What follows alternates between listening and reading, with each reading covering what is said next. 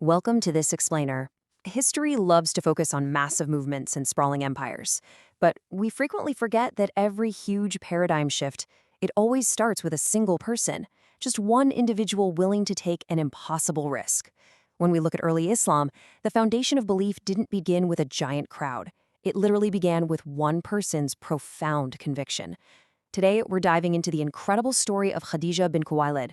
And more importantly, we're going to unpack exactly why her initial solitary faith matters so much today. It's truly one of the most vital blueprints for conviction that we have. We'll examine how her unwavering support and her massive personal sacrifices, both physically and spiritually, actually shaped the very beginning of a global faith. I want you to picture Mecca at dawn. The Kaaba is standing peacefully, maybe a merchant caravan is arriving, moving through a society that is deeply entrenched in its ancient, long-standing traditions. In an environment like that, adopting a completely new message, that's a monumental risk. Yet, the sources highlight a profound truth. Before anyone else believed, one woman stood by the Prophet Muhammad ﷺ without hesitation. That absolute lack of hesitation is the cornerstone of what we're exploring today. Her faith matters precisely because it was born in a total vacuum of support. She didn't wait around for others to validate the message. She recognized the truth and stood firmly by it immediately. What does it really mean to be the first believer? Well, it's way more than just a chronological title. It is the ultimate testament of absolute trust. Think about it. When the message of Islam was first introduced, there were zero precedents to rely on. No other followers to say this is right. No established community to offer protection. Khadijah provided all of that initial validation herself. She was this vital anchor in a rapidly shifting world. By choosing to believe when she was literally the only one, she essentially became the solid bedrock upon which an entire global faith would eventually be built. Now that is the true definition of a pioneer. Let's look at how this actually unfolded. Because her commitment wasn't just born in a single moment and then left untested. No, it was forged through an incredible, escalating trajectory. It all starts in the calm era of her life, where she was a highly respected, super successful merchant in Makkah. But then comes the ultimate pivot point, the sudden, overwhelming revelation at the Cave of Hira. And finally, we see the realities of what her belief actually cost her. Her life totally transitioned from this period of accumulating wealth and status, straight into years of intense, relentless hardship. A time where she actively distributed everything she had to protect the early believers who were facing severe persecution. You and I both know that human nature instinctively resists sudden, sweeping change. We like comfort, we want predictability and the safety of what we already know. But when the profound reality of the first revelation hit, Khadijah didn't meet it with skepticism or denial or fear. She met it with immediate acceptance. This exact intersection, where a sudden world-altering shift meets steadfast, unshakable belief, that is what cements her legacy. Her faith matters because it demonstrates just profound psychological resilience. In the face of something entirely unprecedented, her clarity and conviction cut right through the uncertainty that would have completely paralyzed almost anyone else. When the Prophet ﷺ returned from Hira, her reaction unfolded in three really vital stages. The first was just deeply human. She provided immediate emotional comfort.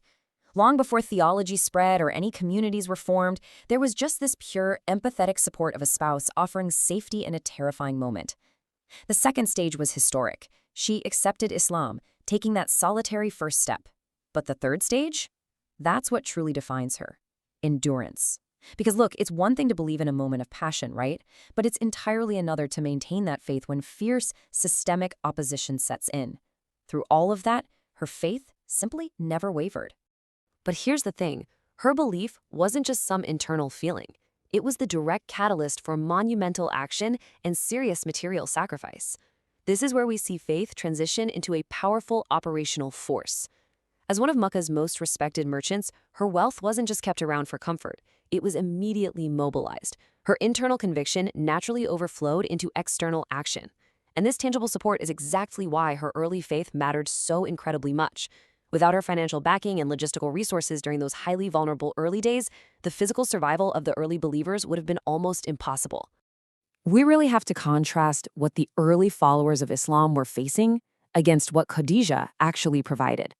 They faced immense societal pushback, crippling boycotts, and severe physical hardships designed to break their resolve. But against that crushing weight, Khadijah offered direct, tangible countermeasures. She mobilized her gold coins, her trade goods, and any vital supplies she could procure.